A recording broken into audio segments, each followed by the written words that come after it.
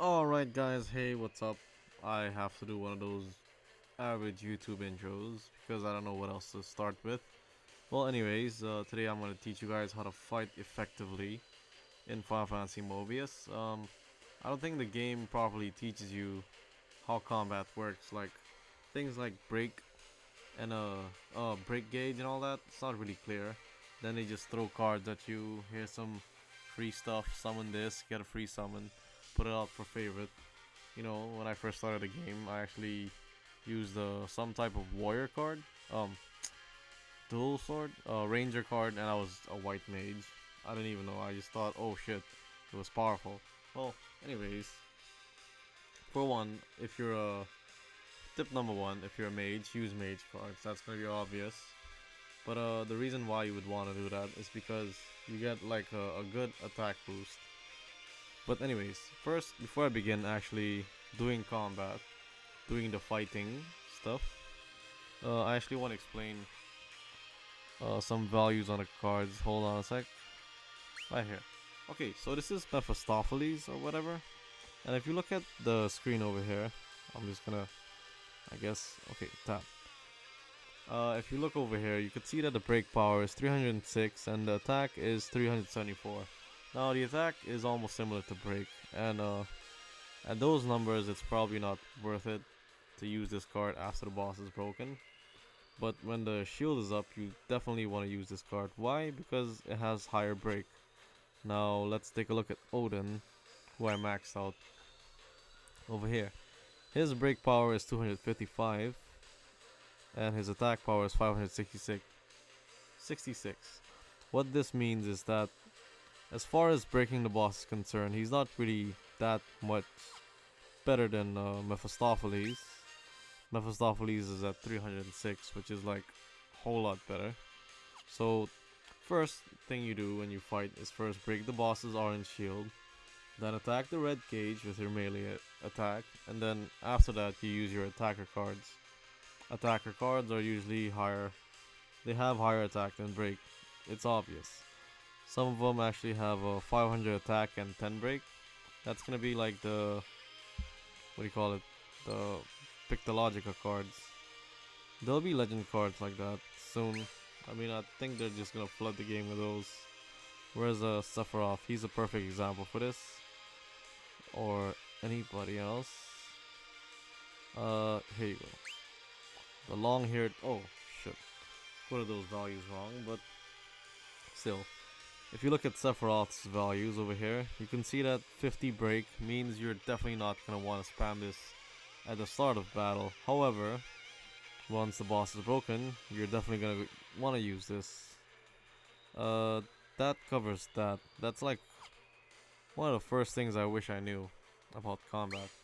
Now, let me actually implement it here. I chose, is my deck ready? No, it's not ready. Okay, hold on a sec. Just have to put one of them. I guess I don't need that guy for now. Just put my Odin card back in the deck. Yeah, okay. So I'm gonna show you guys how to fight effectively. Now that I explained that break power and attack power thing, I'm actually gonna show you when to use what. Oh great, I got an error. Really? In the middle of a tutorial you wanna give me an error? Anyways. For now, let me just, yeah, Yuna. Yuna's pretty good.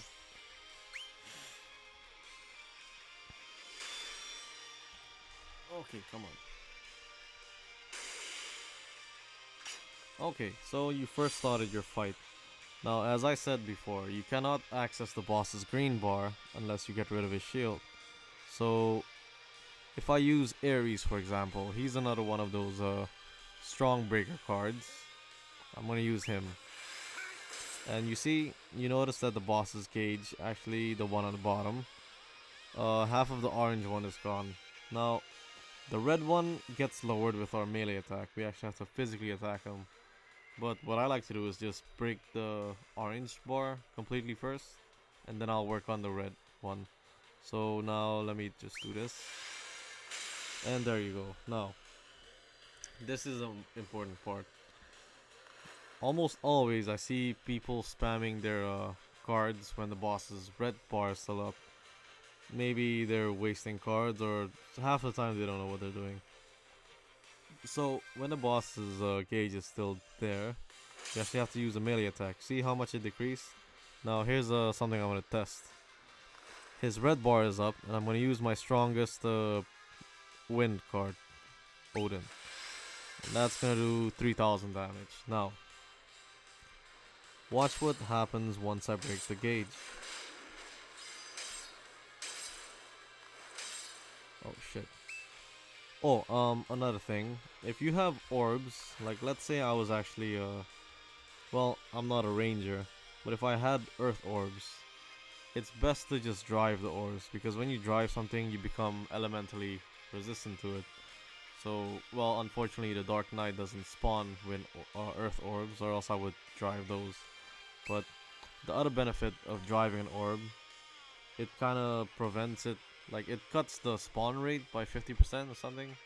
Kind of like, you know, it gets harder to draw that orb. So if I don't want to draw any more water orbs, I guess I just drive it away. Like so.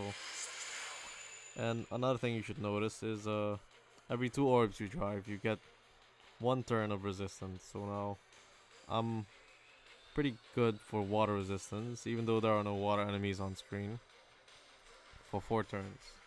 Let me see. Oh yeah, break the boss. So now, here goes. When the boss's red bar was up, I did 3,000 damage. Now I'm about to break the boss. And let's see now. That's 8,500 damage. See, if you use your Odin, Mephistopheles card, it would actually do a whole lot less. That's because Odin has higher attack and blah blah blah. You can figure the rest out. So it's best to just finish up with that. Let's see what Mephistopheles does. 5,701. Not bad. But Odin is still better. So now, at least there you go. You can at least see that you need to have 2 types of cards if you're an attacker, or whatever it is that you're doing. Have one that does break, and have one that does attack. That's basically what you use to nuke the boss once he's broken. And I should have used my super to finish the video off nicely, but I forgot. Well, whatever. Let's go for it.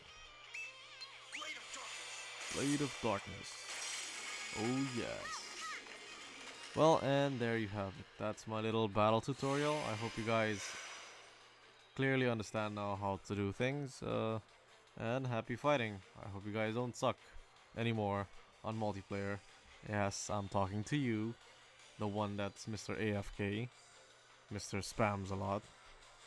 Anyways, I hope that was a bit clearer and informative. If you guys are still confused, I'll probably redo the video with the actual script instead of winging it. But until then, I hope to see you guys in the next video. Thanks for watching.